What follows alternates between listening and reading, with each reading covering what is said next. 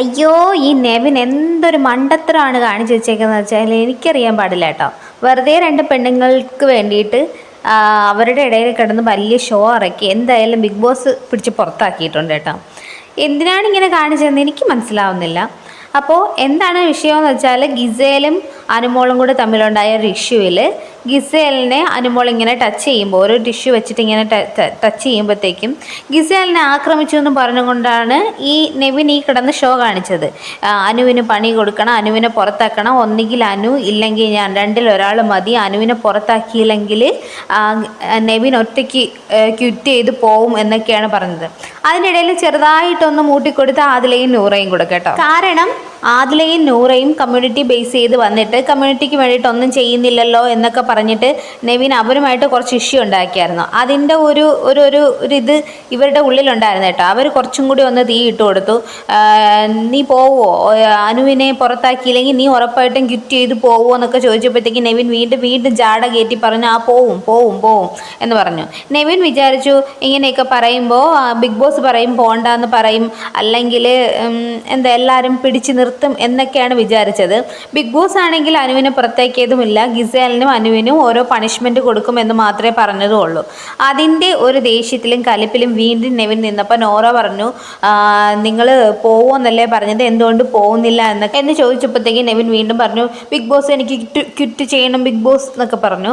അപ്പോൾ big boss ചോദിച്ചു നിങ്ങൾ എന്താ ഇപ്പോൾ ക്യാമറയുടെ മുന്നിൽ വന്ന് പറഞ്ഞതെന്ന് ചോദിച്ചു. അപ്പോൾ നെവിൻ പറഞ്ഞു എനിക്ക് പുറത്ത് പോകണം എന്ന് പറഞ്ഞു. അപ്പോൾ എല്ലാവരും അപ്പാനിയും അക്ബറൊക്കെ നീ എന്താ കാണിക്കുന്നത് എന്നൊക്കെ ചോദിക്കുന്നുണ്ട് കേട്ടോ.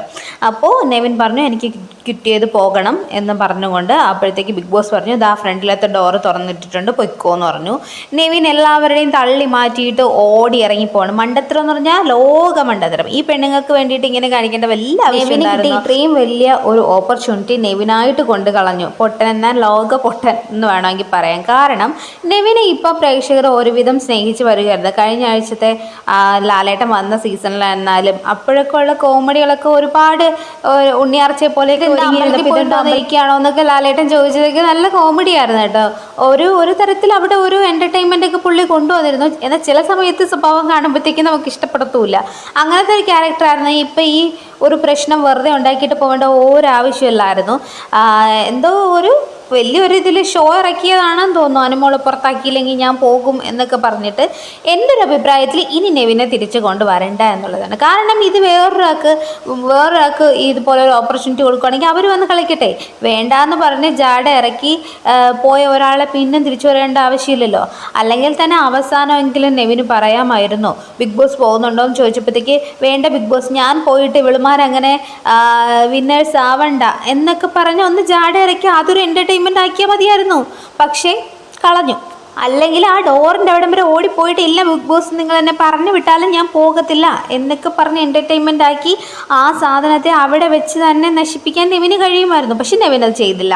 സോ പോയവർ പോട്ടെ, ഇനി പുതിയ ആളിനെ കൊണ്ടുവരണം എന്നാണ് എൻ്റെ ഒരു ഇത്. അപ്പോൾ ഇതുപോലുള്ള വീഡിയോകൾക്കായി സബ്സ്ക്രൈബ് ചെയ്യൂ.